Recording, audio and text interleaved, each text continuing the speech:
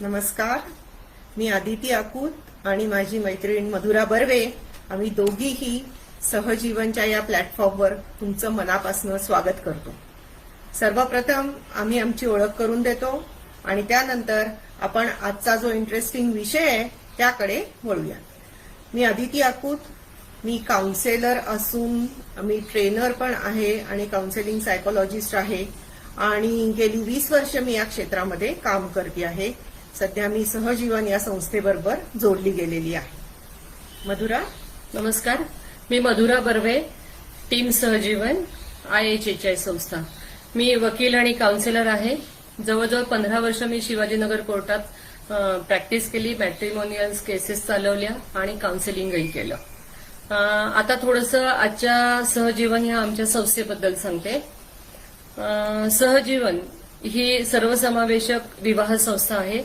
संस्थेचं ब्रीदवाक्यच आहे, नाती जोडण्यापासून जपण्यापर्यंत. म्हणजेच आमची संस्था नात्याला सगळ्यात जास्त महत्व देते आणि कोणत्याही दोन व्यक्तींना नातं जोडताना आणि ते जोडलेलं नातं जपताना येणारे भावनिक आणि मानसिक अडचणींना मदत करायचं, त्यांना आधार द्यायचं काम आमची सहजीवन विवाह संस्था ही करते. त्यासाठी सहजीवनमध्ये तज्ज्ञ लोकांची टीम कार्यरत आहे. आता आजच्या विषयी सांगेल आदिती. मंडळी, आजचा आपला विषय आहे होकाराचे तंत्र आणि मंत्र. मागच्या वेळी तुम्हाला आठवत असेल, काही तुमच्यापैकी काही लोकांनी अटेंड केलं असेल, नाही तर जरूर आमचा मागचा पण व्हिडिओ तुम्ही बघू शकता. तेव्हा आपण नकाराविषयी बोललो होतो. नकार कसा द्यायचा, कसा तो मिळालेला पचवायचा, त्याच्याकडे कशा पद्धतीने बघायचं याविषयी आपण बोललो होतो. पण आज आपण बोलणार आहोत की होकाराविषयी. बरेचदा होकार देणं सोपं आहे असं आपल्याला वाटत असतं. होकार देताना सुरुवातीला आपण अनेक गोष्टी आपल्या ताडून पाहिलेल्या असतात, जसं की शिक्षण काय आहे, नंतर स्थळाची बॅकग्राऊंड काय आहे, नंतर आपली पसंती झालेली आहे की नाही, मुलगा मुलगी एकमेकाला पसंत आहेत की नाही. परंतु ह्या व्यतिरिक्त सुद्धा होकार देताना अनेक गोष्टींची काळजी आपल्याला घ्यायला हवी आणि त्याविषयीच आज आपण बोलणार आहोत. त्यातला पहिला जो मुद्दा आहे तो मला आवर्जून इथे सांगावा असं वाटतो की होकार देताना बरेचदा दबावाला मुलं मुली सामोरे जातात. जरी आपण आजकाल म्हटलं की मुलं मुली स्वतंत्र आहेत, ते त्यांचे निर्णय स्वतः घेत असतात, तरी सुद्धा कळत न कळत अशा प्रकारचे कुठले तरी दबाव त्यांच्यामध्ये असू शकतात. खरं. आता उदाहरणच द्यायचं तर कधी कधी पालकांचा असा इनडायरेक्ट दबाव असतो की तुझं आता वयच वाढत चाललंय, किती स्थळं बघणार आहेस, किंवा तुझ्या अपेक्षाच खूप आहेत आणि ह्यामुळे, किंवा आजूबाजूच्यांची लग्न झाली तुझ्या मित्रमैत्रिणींची पण तुझंच नाही अजून ठरवते, तर ह्या दबावाला कधी कधी बळी पडून होकार दिला जातो. परंतु असं न करता आपण आपल्या निर्णयावर मनाचा कौल घेऊन ठाम राहिला पाहिजे. तसाच इनडायरेक्ट दबाव असा पण असतो की आई वडिलांचं जे एकमेकांशी नातं आहे किंवा मुलं जे काय वैवाहिक जीवन आई वडिलांचं बघत मोठी होतात, त्यातनं काही काही त्यांच्या धारणा बनतात. जसं उदाहरण द्यायचंच झालं तर एखाद्या मुलीचे वडील संतापी असतील किंवा थोडे बेजबाबदार असतील, तर ती मुलगी म्हणते की मला अतिशय शांत मुलगा पाहिजे आणि तिचा सगळा फोकस त्या मुलाच्या स्वभावाकडे जातो. म्हणजे आपण काय होतं इथे की आपल्याला काय नको आहे याच्यावर जास्ती फोकस जातो, न की काय हवं आहे. तेव्हा असं न करता आपल्या अपेक्षा काय आहेत, आपल्याला नक्की काय हवं आहे याकडे लक्ष देणं खूप गरजेचं आहे. दुसरं अजून असं आहे की एखादी, जसं मी म्हटलं की संतापी, किंवा मग कुठे कुठे त्या व्यक्तीला संतापाच्या याच्यामध्ये अडचण येते, त्याच्या व्यवहारात कुठे कुठे येते, नोकरीच्या ठिकाणी येते का, तर या सगळ्या गोष्टी सुद्धा आपण बघितलं पाहिजे. आणि यासाठीच आमची सहजीवन ही टीम आहे, ही पालकांशी आणि मुलांशी दोघांशीही बोलत असते. अगदी खरंय. सहजीवन ही टीम तर मदतीला आहेच आहे आणि कोणाच्याही दबावामुळे किंवा समाजाच्या अननोइंगली आलेल्या भीतीमुळे जर होकार दिला तर तो चुकीचाच असतो. हे अगदी बरोबर आहे. पण आता ही मुलं आपण प्रॅक्टिकल आहोत, या दबावाला बळी पडत नाही. किंवा असं जरी आपण आता एक चित्र आपल्या डोळ्यासमोर असेल तरी पण आजची पिढी थोडीशी फॅन्टसीज मध्ये जगणारी सुद्धा आहे असं मला खूप जाणवलं. म्हणजे जेव्हा मुलांशी बोलणं होतं तेव्हा, म्हणजे लग्नाचं वय हे स्वप्नाळू आहे वगैरे अगदी सगळं आपण कबूल करतो. पण असं वाटतं की स्वप्नाबरोबरच परिस्थितीचं आकलन करून जर तुम्ही समोरच्या नात्याला होकार दिलात, समोरच्या व्यक्तीला होकार दिलात, जर त्याच्यानंतर जे तुमचं नातं जुळेल ते नक्कीच आनंदी असतं. म्हणजे आता एक गमतीने तुला एक सांगते की मंगेश पाडगावकर म्हणायचे की मी कुठे म्हणालो परी मिळावी, मी कुठे म्हणालो परी मिळावी, फक्त जरा बरी मिळावी, गालावर खळी नको तिच्या, फक्त जरा हसरी मिळावी. आता ह्या अगदी साध्या अपेक्षा झाल्या खरं तर, किंवा ह्या होकाराला अगदी पूर्वी असं एवढंच महत्व होतं. पण आता ह्याचे सगळेच नॉर्म्स बदलत चाललेले आहेत. इव्हन आता आपण जर लग्न बघायला लागलो तर लग्नाचे फंडेज बदललेले आहेत, लग्नाच्या पद्धतीच बदललेल्या आहेत. त्याच्यात मग सिनेमाचा पगडा आला, सोशल मीडियावर सगळं फिल्मी मुलामा देऊन जे शेअरिंग केलं जातं ते आलं, किंवा स्वप्नात रमणारी मुलं आता आपल्याला जास्तीत जास्त दिसत आहेत. तर ह्या मुलांना एकच असं सांगावंसं वाटतं की तुम्ही जे हे होकार देताय ते तुम्ही परिस्थितीशी नातं जुळवत नाही आहात, तर तुम्ही त्या व्यक्तीशी नातं जुळवताय. सो पहिला व्यक्तीचा विचार करा, तुम्हाला कसं फिल्मी हवंय, साधं हवंय, कसं हवंय. तुम्ही दोघांनी जर परफेक्ट व्यक्तीला तुम्ही होकार दिलात तर तुम्ही परिस्थितीवर दोघं मिळून मात करू शकता. तुम्हाला हवी तशी परिस्थिती तुम्ही तयार करू शकता आणि नक्कीच तुमचं पुढलं जीवन तुम्ही आनंदानं व्यतीत करू शकता. काय म्हणते अगदी बरोबर आहे तुझं मधुरा. म्हणजे आपण परिस्थितीची लग्न नाही करत आहोत आणि परिस्थिती ही सतत बदलत असते, Correct. पण व्यक्ती मात्र तीच राहते आणि आपल्याला व्यक्तीकडे बघूनच होकार देणं खूप गरजेचं आहे. करेक्ट. मला अजून एक मुद्दा इथे सांगावा असं वाटतं आवर्जून की कमिटमेंट. एकदा तुम्ही दबाव आणि या सगळ्या तंत्राला विचार करून जेव्हा तुम्ही होकार देता तेव्हा तुमची कमिटमेंटही तिथे खूप गरजेची असते. अगदी. तुम्ही घाईघाईत काहीतरी निर्णय घेऊन मग कमिट राहायचं नाही. ह्याच्यापेक्षा निर्णय होकार देताना जर सगळा विचार केला आणि नंतर मात्र कमिटेड राहायला पाहिजे. म्हणजे माझ्या ओळखीच्या मध्ये एक स्थळ असं एक घटना घडली की त्या मुलीनी लव्ह मॅरेज केलेलं होतं आणि तिचा त्या मुलावर पूर्ण विश्वास होता, पण आई वडिलांना ते स्थळ अजिबात पसंत नव्हतं. पण पुढे जाऊन ती इतकी कमिटेड होती त्या मुलाशी लग्न करण्यामध्ये. तो मुलगा खूप चांगला होता, फक्त तिच्यापेक्षा शिकलेला थोडा कमी होता आणि सामाजिक परिस्थिती त्यांची थोडीशी कमी होती. बरं. पण नंतर तिने त्याच्याशी ठरवून लग्न केल्यामुळे, ती कमिटेड राहिल्यामुळे खूप चांगलं त्यांचं सहजीवन झालं. आणि आता अनेकदा आपण बघतो की आई वडिलांच्या दबावामुळे वरवरच्या गोष्टीकडे पाहून लग्न केलं जातं, पण त्या मुलीला आतून ती कमिटमेंट वाटत नसते. तेव्हा आतनं कमिटमेंट दोघांनाही वाटणं. आता आजकाल आपण बघतो की मुलं सुद्धा मुलींच्या आई वडिलांची जबाबदारी घेणं ही सुद्धा कमिटेड असतात काही काही मुलं, आणि त्यामुळे दोघांचं सहजीवन हे चांगलं व्हायला नक्कीच मदत होते. तेव्हा निर्णय आणि त्याची जबाबदारी या दोन्ही गोष्टी लक्षात घेऊनच आपण ती कमिटमेंट आयुष्यभराची आहे हे लक्षात घ्यावं आणि त्याप्रमाणेच आपण होकार द्यावा असं मला इथे आवर्जून सांगावंसं. अगदी खरं आहे. पण यासाठी असं मला वाटतं की स्वतःची मतं जर स्वतःपाशी जर स्पष्ट असतील ना तर ती कमिटमेंट पुढपर्यंत बरोबर. पाळता येते, जसं तू आता उदाहरणात सांगितलं. पण आता ह्याच्यापेक्षा अजून एक वेगळा गमतीशीर विषय आहे. म्हणजे एक क्लायंट आली होती माझ्याकडे, मुलगी होती, दिसायला छान होती, शिकलेली होती, न्यूक्लिअर फॅमिली, सगळे मजेत घरात होते आणि स्थळ बघायला लागले. तिचं काही ठरलं नव्हतं लग्न म्हणल्यावर. तर साहजिकच 2-3 मुलांकडनं तिला होकार आला ऍट अ टाइम. आणि घरच्यांनाही ते सगळी मुलं पसंत होती, सगळंच बॅकग्राऊंड चांगली होती, एकमेकांच्या ओळखी निघाल्या वगैरे. आणि दोघं जण भेटल्यानंतर ती कन्फ्युज होती की या 2-3 मुलांच्यातलं मला नक्की कुठलं चालणार आहे. म्हणजे मला दोन्ही तिन्ही मुलं आवडली आहेत, त्यातला मी कोणाला होकार द्यावा, म्हणजे होकाराच्या बाबतीत ती थोडी कन्फ्युज होती. सो तिने आई वडिलांशी बोललं. आई वडील म्हणले की तुझं आयुष्य हे तिघही जण चांगली आहेत, तुला जे हवंय ते तू कर. आणि मग थोडी चर्चा झाल्यानंतर तिला काउन्सिलिंगचा यावंसं वाटलं, काउन्सिलरचा मदत घ्यावीशी वाटली, म्हणून ती माझ्याकडे आली होती. आणि मग तिला मी विचारलं की काय झालंय, तर ती म्हणली मॅडम सगळेच मुलं चांगली आहेत आणि मी जरा कन्फ्युज्ड आहे, कारण माझ्या पॅरामीटरमध्ये सगळी बसणारी आहेत, सो काय करायचं. मग तिला म्हणलं आधी सगळ्यात महत्वाचा मुद्दा म्हणजे तू सगळ्या मुलांशी बोलताना स्पष्ट सांग की मी आता तुमच्याशी नीट बोलते, याचा अर्थ हा होकार नाही, होकाराची पद्धत वेगळी असायला पाहिजे. सो हा होकार नाही, मी फक्त तुमच्याशी बोलतेय आणि या 3 पैकी मी एक कुठला तरी चूज करू शकते, so give me some time to decide. त्या तिघही जण समजूतदार, आजकाल तर मुलं सगळी बोलतात, फेसबुक व्हॉट्सअप सारखं चालू असतं. सो सगळ्यांनीच समजून घेतलं. मग तिला आणि मी एक सांगितलं की तू ज्याच्याबरोबर बोलताना कम्फर्टेबल असशील, ज्याच्याबरोबर परत बोलावंसं वाटेल, मन मोकळं बोलावंसं वाटेल, काही मनातलं शेअरिंग करावंसं वाटेल, त्याला तू खरा होकार दे आणि तू याच्यावर विचार कर. तिनेही विचार केला. खरं अगदी छोटीशी ही बाब आहे, पण तिनेही त्याच्यावर विचार केला. त्यातला एक मुलगा तिला आवडला, तिने त्याला होकार दिला आणि आता पुढल्या महिन्यात त्यांचं लग्न होईल. म्हणजे ही पण एक होकाराची पद्धत आजकाल वेगळी आहे पण मुलांना कन्फ्युज करणारी आहे. सो अशा वेळेला तुम्हाला जर अगदी गोंधळच होत असेल आणि घरच्यांना पण लक्षात येत नसेल तर तुम्ही आमच्या सहजीवनमध्ये कधीही येऊ शकता. आम्ही सगळेजण तुमच्या मदतीसाठी तत्पर आहोतच. अगदी बरोबर. म्हणजे तुझं म्हणणं की मनाचा कौल पण इथे खूप महत्वाचा अगदी. ठरतो. जेव्हा असं कन्फ्युजन जेव्हा आपलं होईल अगदी. तेव्हा आपल्याला नक्की कोण क्लिक होत आहे हा. आणि आपलं मन आपल्याला काय सांगतं आहे याच्याकडे लक्ष द्यावं. अगदी. आणि म्हणजेच काय की वास्तव आणि मनाचा कौल या बरोबर. दोघांचीही आपल्याला सांगड कधी कधी घालूनच पुढे जायला लागतं होकार देताना. तेव्हा नुसत्या वास्तवावर पण आपण अवलंबून राहू शकत नाही आणि नुसत्या मनाच्या कौलावर पण अवलंबून राहू शकत नाही.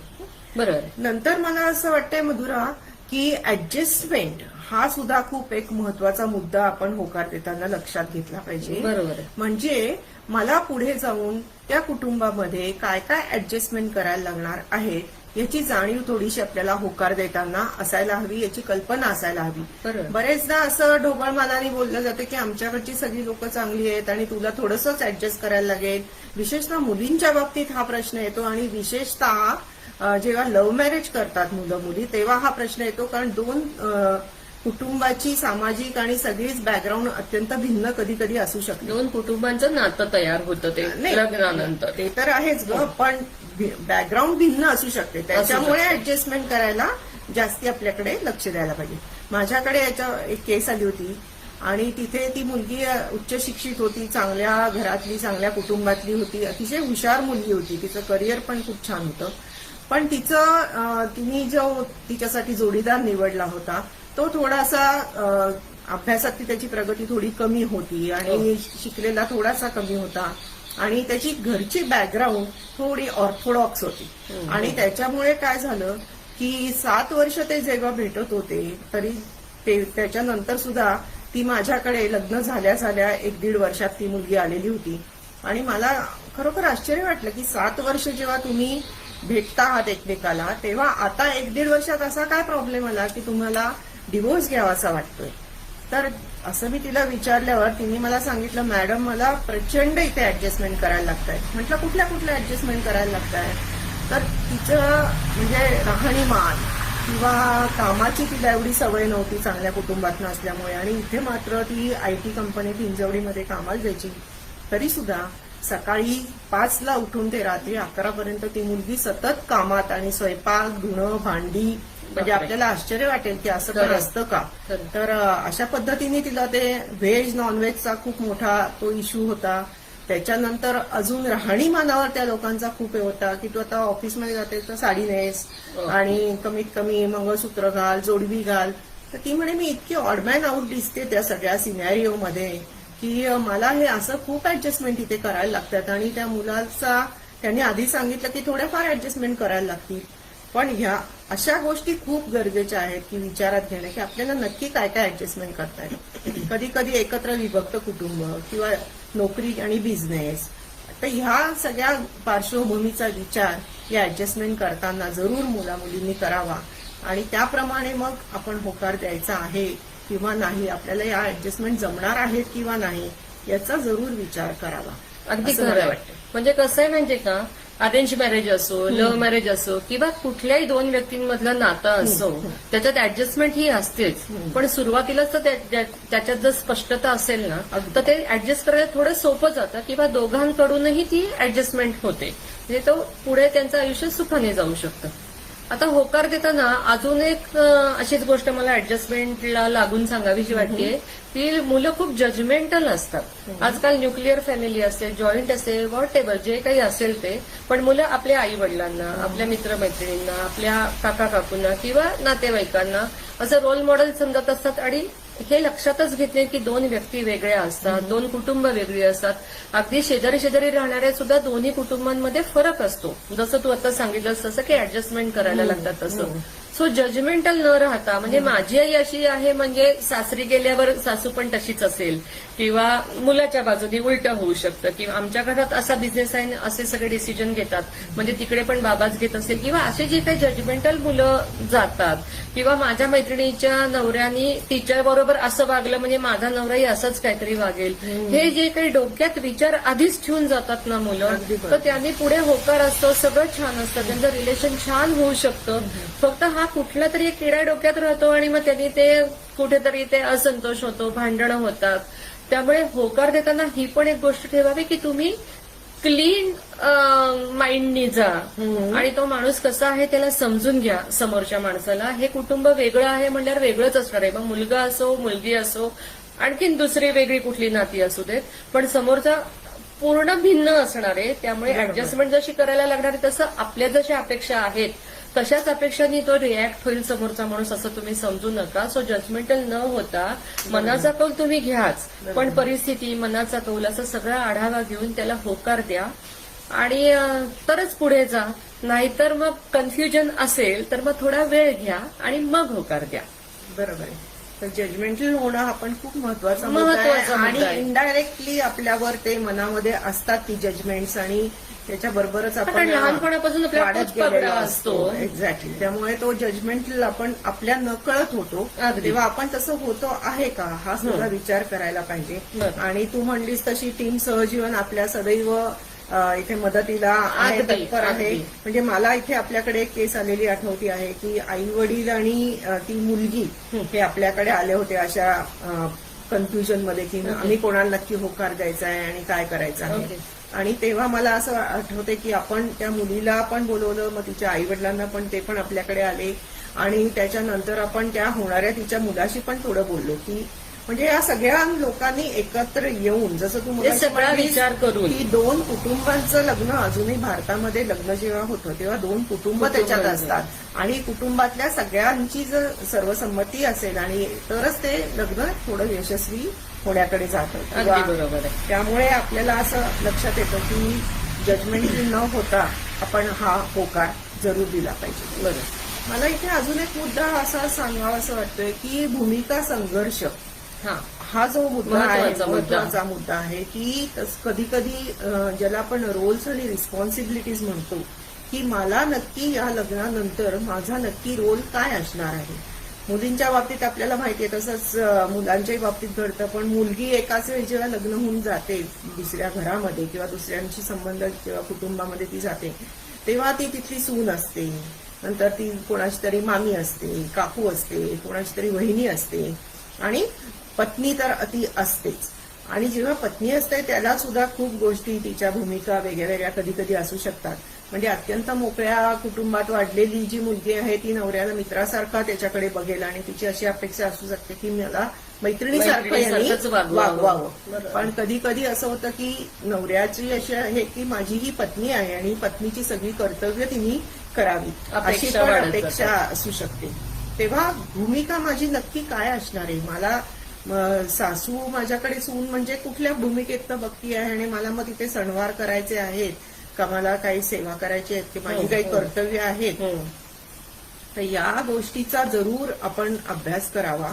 कारण की असं आहे की आजकाल मुली करिअर वुमन पण असतात. म्हणजे त्या फक्त लग्न करून पत्नी किंवा सून ह्या गोष्टीमध्ये नसतात. तर त्या करिअर पण त्यांचं छान त्यांना चालवायचं असतं आणि त्याच्यासाठी त्यांची बरीच इन्व्हेस्टमेंट, जेव्हा 25व्या वर्षी मुलगी लग्न करते तेव्हा तिने आधीची बरीच वर्ष त्याच्यासाठी घालवलेली असतात आणि करिअर हे पण तिला महत्वाचंच वाटत असतं. तेव्हा हे पण आपल्याला पाहिजे की मी करिअर वुमन पण म्हणून सुद्धा त्या घरामध्ये मला ऍक्सेप्टन्स आहे का. नाहीतर मग आपल्याला माहितीये की सुपर वुमनायटिस बऱ्याच मुलींना दुर्दैवाने होतो आणि तो खूप ताळाचा तो विषय असतो. कारण रोज अनेक गोष्टी मॅनेज करायच्या आणि रोजच्या रोज त्या करायच्या, या खरोखरच ताण देणारा विषय आहे. तेव्हा करिअर वुमन सुद्धा हा माझा तिथली भूमिका सगळ्यांना मान्य आहे की नाही हा एक आपण करायला पाहिजे. मलाकडे एक अजून केस आली होती, तेथे असंच झालं की ती मुलगी अत्यंत हुशार होती आणि काही कारणाने तिने ही पूर्वकल्पना न दिलेली असताना तिला तिचं करिअर मध्यावर सोडून द्यायला लागलं की मुलं पाळणाघरात ठेवायची नाहीत असं तिच्या घरच्या सगळ्यांचं म्हणणं होतं.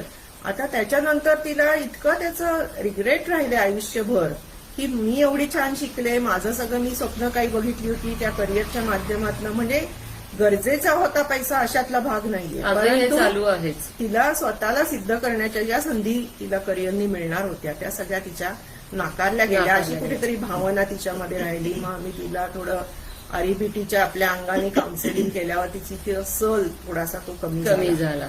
तर अशी म्हणून खूप आयुष्यात परिणाम करणाऱ्या गोष्टी असतात तेव्हा सहजीवनावर या गोष्टींचा खूप परिणाम होतो, दोघांच्या नात्यांवर याचा परिणाम खूप डीपली होतो. तेव्हा भूमिका संघर्ष आपल्याला कसा टाळता येईल याच्याकडे सुद्धा लक्ष देणं आणि आपल्या रोल्स आणि रिस्पॉन्सिबिलिटीज नक्की काय असणार आहे हे आपण लक्षात घेणं, हे सुद्धा मला वाटतं होकार देताना गरजेचं आहे.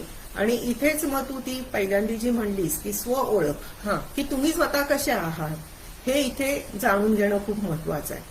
म्हणजे मला काय हवंय नक्की आणि मी कशी आहे आणि मी कुठे ऍडजस्ट होऊ शकणार आहे या गोष्टींची आपल्याला कल्पना आधी असणं खूप गरजेचं आहे. बरोबर आहे.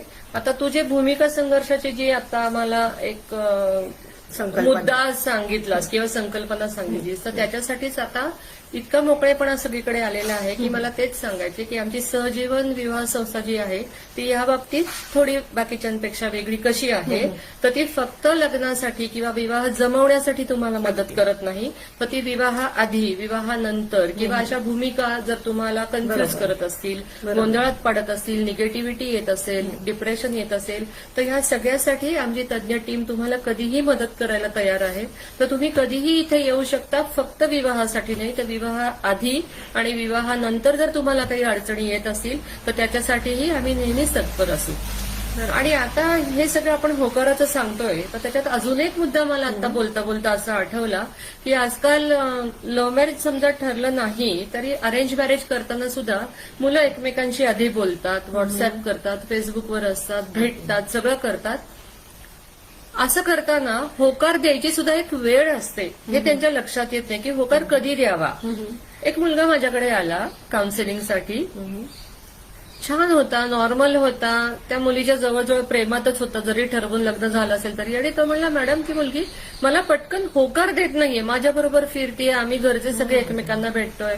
तो म्हणला असं कसं काय, तर तो म्हणला की सगळं ठरलंय, लग्न ठरल्यात जमा आहे, 80% लग्न ठरलंय, पण ती म्हणते की मी आता MBA करतेय, सो तू थांब, मला नंतर 1 वर्ष नोकरी करायची म्हणजे माझं करिअर सेट होईल आणि मग ती नोकरी कुठे मिळेल हे मला माहिती नाही, सो पुण्यात असेल तर पुण्यात, पुण्याबाहेर असेल तर बाहेर, जिथे कुठे असेल ते आपण नंतर ठरवू, तू तिकडे यायचंय, मी इकडे यायचंय. असं म्हणजे तिलाही त्याच्याशी लग्न करायचं होतं, घरच्यांना सगळ्यांना मान्य होतं, पण ती होकार 100% द्यायला तयार नव्हती. आणि ह्या मुलाला कमिटमेंट हवी होती, जशी तू सुरुवातीलाच कमिटमेंटचा मुद्दा सांगितलास तसा, की कमिटेड असल्यानंतर मग तुम्ही परिस्थिती बदलू शकता, हे ती मुलांच्या अजून लक्षात येत नाही, वयामुळे असेल किंवा काय. मग तो मुलगा आला, मग त्याच्याशी थोडी चर्चा केल्यानंतर लक्षात आलं की दोघंही गोंधळलेले आहेत, दोघांनाही एकमेक पसंत आहेत, पण पुढचं काय ते त्यांना अजून ठरवता येत नाही आणि घरचे ह्याच्या पुढे काही करू शकत नव्हते त्या दोघांपुढे. मग तिलाही एकदा बोलवून घेतलं, आम्ही तिघांनी मिळून याच्यावर चर्चा केली आणि असं सांगितलं की परिस्थितीचं आकलन करून आणि वास्तव आणि व्यक्ती या तिघांमध्ये तू गोंधळ न घालता तुला काय हवंय, व्यक्तीशी नातं हवंय, जसं आपण आतापर्यंत सांगत आलो या सेशनमध्ये की व्यक्तीशी तुला नातं जोडायचंय, त्याच्यानंतर तुम्ही परिस्थिती बदलू शकता, त्याच्यानंतर तुम्ही दोघं मिळून सहजीवन जगू शकता, हे लक्षात घे आणि प्रेफरन्स कशाला द्यायचं ते ठरव. असं म्हणून मग ते दोघं खुश झाले आणि ते परत गेले. म्हणजे मला ह्या सगळे आज जे काही आपण बोललोय त्याच्यात सारासार विचार केला, म्हणजे एक मला असं सांगावंसं वाटतंय तुला की सारासार विचार करून आणि मनाचा कौल घेऊन योग्य प्रकारे योग्य वेळी दिलेला होकार म्हणजेच सुखी आणि समाधानी सहजीवनाचा स्वीकार, हे अगदी छोटंसं होकाराचं तंत्र आणि मंत्र या मुलांनी लक्षात ठेवलं ना तर त्यांच्या इतकं सुखी कोणीही होणार नाही. वा वा, मस्त, छानच. तुझी ही लाईन मला फार आवडलेली शेवटची आणि ती लक्षात ठेवण्यासारखीच आहे. तू म्हणतेस तशी कमिटमेंट अँझायटी हा पण आजकाल मला खूप मुलांमध्ये दिसतो बरं का. म्हणजे काय अशी प्रोसिजर आहे की हे ऑनलाईन शोधतात म्हणजे ह्याच्यामध्ये आणि मग ते व्हॉट्सअप आणि याच्यावर कॉल, व्हिडिओ कॉल, म्हणजे हे सगळे लॉंग डिस्टन्स ज्या रिलेशनशिप आता डेव्हलप होत आहेत, तर त्याच्यामध्ये हे बोलत असतात आणि मग एकाच वेळी ते एकाच मुलीबरोबर ते बोलत राहतात आणि त्याच्यामध्ये एक 5 महिने 6 महिने असेच एका व्यक्तीची ओळख करून घेण्यात जातात आणि मग इथे ते धड कमिटही कोणाला करू शकत नाहीत आणि अटॅचमेंट पण वाढलेली असते, तिचा विचार पण चालू असतो. सो ही कमिटमेंट अँझायटी जी आहे हा सुद्धा एक महत्वाचा मुद्दा इथे आपल्याला मांडता येईल की त्याच्यामुळे खूप गोष्टी पॅरेंट्स खूप कन्फ्युज होतात की आता ह्या मुलाला नक्की मुलगी आवडलीये का नाही, पुढे जायचंय की नाही. आणि मग त्याच्या तिथे थांबलं की परत मग पुढे 4-5 महिने दुसरी व्यक्ती बरोबर त्यांचं परत हे बोलणं सुरू होतं. सो हा जो काही मुद्दा आहे तुझा तो अगदी योग्य आहे की वेळेत आपण होकार देणं खूप गरजेचं आहे, नाहीतर मग थोडासा कन्फ्युजन तिथे होऊ म्हणजे ह्या शकतं. कशालाही तुम्हाला जर मदत हवी अगदी असेल, बरोबर. म्हणजे नात्यासाठी, विवाहाच्या आधी, विवाहानंतर येणाऱ्या भावनिक मानसिक अडचणींसाठी, तर तुम्ही सहजीवनला कधीही फोन करू शकता. सहजीवन विवाह संस्थेचा नंबर आहे 78 75 97 96 80, म्हणजेच 7875979680 आणि सहजीवनचा ईमेल आयडी आहे सहजीवन@gmail.com. तुम्ही मस्त सांगितलास. परत आपण तो एकदा नंबर रिपीट करू शकतो. अगदी. दुसरा मला एक छोटासा मुद्दा इथे सांगावा असं वाटतो की हे सगळं आपण कशासाठी करतो आहोत, तर हितवर्धक विवाह अशी एक आपल्याकडे संकल्पना आहे. आपल्या काउन्सिलिंगमध्ये ती आहे की दोघांचीही जोडीनी प्रोग्रेस त्या विवाहामुळे व्हावी. जिथं सहजीवन. सहजीवन जेव्हा करतो आपण, ही दोन्ही चाकं ती रथाची आहेत, ती सारख्याच यांनी धावली पाहिजेत. बरोबर. आणि या हितवर्धक विवाहासाठी आपल्याला हे खूप गरजेचं आहे की मेड फॉर इच अदरच्या खूप मागे न लागता मोल्ड फॉर इच अदर आपल्याला जमतं आहे का. अगदी आणि परफेक्ट. त्यासाठी आपल्याला या तंत्र आणि मंत्राचा खूप उपयोग होऊ होणार शकतो. आहे. तेव्हा मला असं वाटतं की हितवर्धक विवाह ही संकल्पना सगळ्यांनी लक्षात ठेवली, कारण आपला पार्टनर जर सुखी असेल तरच आपण सुखी होऊ शकतो. खरं. हे इंटरडिपेंडंट असं नातं असतं आणि कुणाला एकाला डावलून एकाला जोरात पुढे जाणं इथे शक्य नसतं. तेव्हा ही आपल्याला खूप छान कल्पना आणि आपल्याकडे अशी अनेक उदाहरणं आहेत हितवर्धक विवाहाची. अभयभंग, राणीभंग असेल किंवा कोल्हे दाम्पत्य असेल. सो दोघांची प्रोग्रेस, दोघांची एका दिशेने जर वाटचाल छान होत असेल तर मग त्या विवाहाला अजून एक वेगळं परिमाण आपण देऊ शकतो असं मला वाटतं. अगदी बरोबर आहे. तेव्हा आता आपण कन्क्लुडिंग काही गोष्टी आपण लक्षात ठेवूयात जाता जाता की स्व ओळख, सजगता, वैचारिक लवचिकता, निर्णय क्षमता, काळाचं आणि वास्तवाचं भान, या गोष्टी जर आपण होकार देताना लक्षात ठेवल्या तर मला असं वाटतं की आपला होकार हा योग्य राहील आणि याचे अत्यंत आपल्याला पुढे भावी आयुष्यात खूप छान आपल्याला याचा परिणाम आपल्याला जाणवतील. आणि मनापासून आपण त्या व्यक्तीबरोबर इन्व्हॉल्व्ह झालो आहोत, मनापासून आपण ते सहजीवन जगत असू, तर मग किती संकट आली, किती आपल्याला काही प्रॉब्लेम्स आले आयुष्यामध्ये, तरी दोघं मिळून आपण त्याला सामना करण्यासाठी सदैव तयार राहू. ही एक धारणा आपल्याला लग्न करतानाच आपल्या मनामध्ये नक्की असेल. त्याच्यात काही अडचण आलीच तेव्हा आमची सहजीवनची सगळी आमची टीम जी आहे ती मदतीला सदैव तयार आहे. तुमच्या मदतीसाठी आहे. परत एकदा मी सहजीवनचा नंबर रिपीट करते. 7875979680. 78 75 97 96 80. तेव्हा हा नंबर आपण जरूर लक्षात ठेवा. सहजीवनचं ऑफिस सुद्धा पुण्यामध्ये आहे, मयूर कॉलनी येथे. तेव्हा तुम्ही कधी ऑफिसमध्ये पण येऊ शकता. सध्या आमच्याकडे आम्ही थोडा फ्री रजिस्ट्रेशन सुद्धा चालू आहे या लॉकडाऊनच्या सगळ्या बॅकग्राऊंडमध्ये. तर तुम्ही जरूर फ्री रजिस्ट्रेशनचा लाभ घ्या आणि जास्तीत जास्त इथे रजिस्टर करा. इथे तुम्हाला सगळी माहिती सहजीवनच्या ऑफिसमध्ये किंवा ऑनलाईन फोन करून सुद्धा आम्ही तुम्हाला सगळी देऊ शकतो. तेव्हा जरूर तुम्ही याचा विचार करा. आणि अशा प्रकारे होकाराचं तंत्र आणि मंत्र आज आपण शिकलेलो आहोत. असे अनेक विषय घेऊन आम्ही परत परत तुमच्या भेटीसाठी येत राहणार आहोत, कारण की हा विषय खूप मोठा, तितकाच आपल्या महत्त्वाचा आहे. जिव्हाळ्याचा आहे, आपल्या आयुष्यावर परिणाम करणारा आहे. तेव्हा लग्नाच्या सगळ्या बाबतीत तुम्हाला मदत करायला आम्ही नक्कीच तयार असू. आज आपण इथेच थांबूयात आणि परत पुढच्या वेळी एक नवीन विषयासह परत भेटूयात. धन्यवाद. सहजीवनचे संपर्क क्रमांक आहेत 9850549404 आणि 9405969996 आणि मेल आय डी आहे sahajivanoffice@gmail.com. याचबरोबर आम्ही फेसबुक आणि इंस्टाग्रामवरही आहोत. आयुष्याच्या कोणत्याही टप्प्यावर तुम्हाला नातेसंबंधात काही अडचणी, समस्या आल्या तर त्या सोडवण्यासाठी टीम सहजीवन कायम तुमच्याबरोबर असेल. हा व्हिडिओ तुम्हाला आवडला असेल तर लाईक करा, शेअर करा. आणखीही असे माहितीपूर्ण व्हिडिओज पाहण्यासाठी आमचा चॅनल नक्की सबस्क्राईब करा.